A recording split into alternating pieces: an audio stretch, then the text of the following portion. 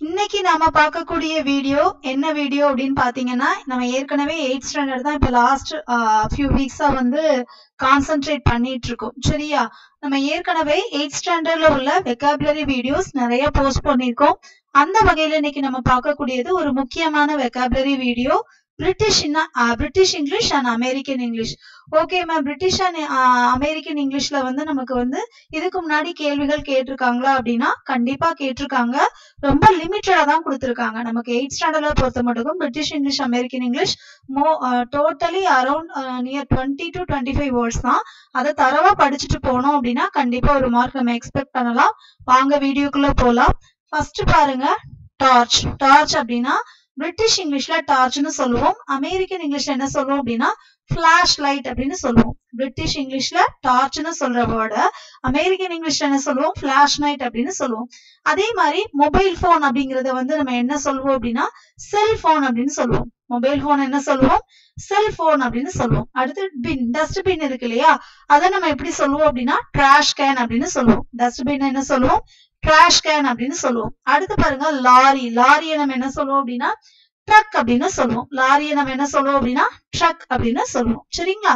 அத மாதிரி இங்க சில பிரிட்டிஷ் இங்கிலீஷ் கொடுத்து அமெரிக்கன் இங்கிலீஷ் கேட்டிருக்காங்க, அமெரிக்கன் இங்கிலீஷ் கொடுத்து பிரிட்டிஷ் இங்கிலீஷ் கேட்டிருக்காங்க. few words on 20 to 25 words. It is easily to by heart. So தரவா படிச்சுக்கலாம். சரியா? பிளாட் அப்படிங்கிறது என்ன அப்படின்னு பாத்தீங்கன்னா அபார்ட்மெண்ட் அப்படின்னு சொல்லி வரும். லிஃப்ட் அப்படிங்கிறது என்ன வரும் அப்படின்னா எலிவேட்டர். எலிவேட்டர்னு சொல்லுவாங்க, எஸ்கலேட்டர்னு சொல்லுவாங்க. ரெண்டுமே எழுதலாம். சரியா? பிளாட் அப்படின்னா அபார்ட்மெண்ட், லிஃப்ட் அப்படின்னா எலிவேட்டர், பெட்ரோல் அப்படின்னா கேசாலின் அப்படின்னு சொல்லுவாங்க.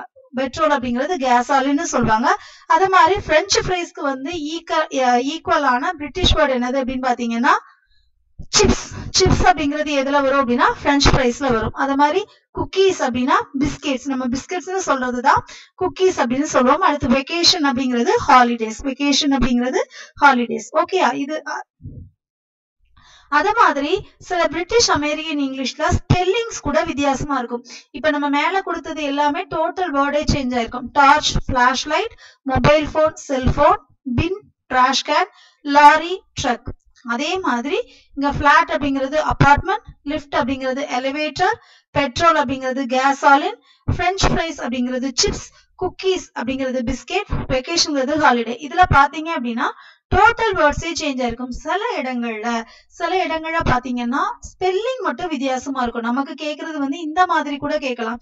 ஏன்னா இதுதான் வந்து கொஞ்சம் நம்ம மிஸ்டேக் பண்ற ஏரியாவா இருக்கு. சரியா? பாருங்க, ஸ்கில்ஃபுல் அதாவது ஒரு எல் இருக்கும் பிரிட்டிஷ் இங்கிலீஷ்ல. அமெரிக்கன் இங்கிலீஷ்ல என்ன இருக்கும் அப்படின்னா 2 எல் இருக்கும்.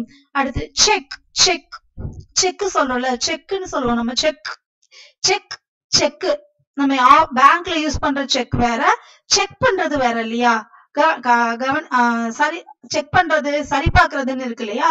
சோ அது பாருங்க, இதுல செக் அப்படின்னு யூஸ் பண்ணிருக்காங்க. இங்கேயும் செக் தான். ஸ்பெல்லிங் பாருங்க ஒண்ணு போலதான் இருக்கு. ஸ்பெல்லிங் வேற, மீனிங்கும் வேற. சரிங்களா? அடுத்து பாருங்க ப்ரோக்ராம். நம்ம ப்ரோக்ராம்க்கு என்ன இங்கிலீஷ் பிரிட்டிஷ் இங்கிலீஷ்ல யூஸ் பண்ணிருக்கோம்னா PROGRAMME ப்ரோக்ராம்னு யூஸ் பண்ணிருக்கோம்.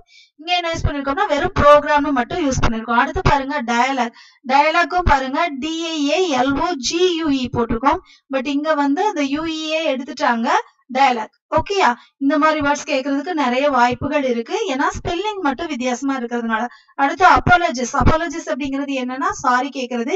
இங்க எஸ் போட்டிருக்காங்க, இங்க என்ன யூஸ் பண்ணிருக்கோம் அப்படின்னா இசட் யூஸ் பண்ணிருக்கோம்.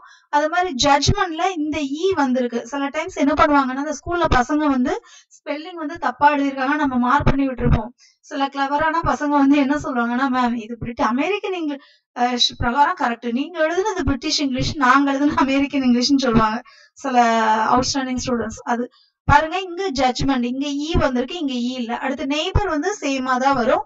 அத மாதிரி பாருங்க ட்ரீம்ட் அப்படிங்கறது கனவு காண்றதை வந்து ட்ரீம்ட் அப்படின்னு சொல்லுவோம். அடுத்து பிளேன் அப்படிங்கிறது ஏரோப்ளேன் வரும். பிளஃப் அப்படிங்கறது என்ன சொல்லுவோம் அப்படின்னா ப்ளோ அப்படின்னு சொல்லுவோம். பிளஃப் அப்படிங்கறத ப்ளோன்னு சொல்லுவோம். இதுதான் British and American English, and few words are totally different. Few words really need to change the spelling alone. These are the things. இது maximum 2 to 3 minutes தான் எடுக்கும். இது படிச்சு வச்சுக்கோங்க. ரொம்ப முக்கியமான வீடியோ. இந்த வீடியோ உங்களுக்கு உபயோகமுள்ளதா இருக்கும் அப்படின்னு நம்புறேன். அடுத்து ஒரு நல்ல வெக்காபுலரி வீடியோவோட சந்திக்கலாம். Thank you friends.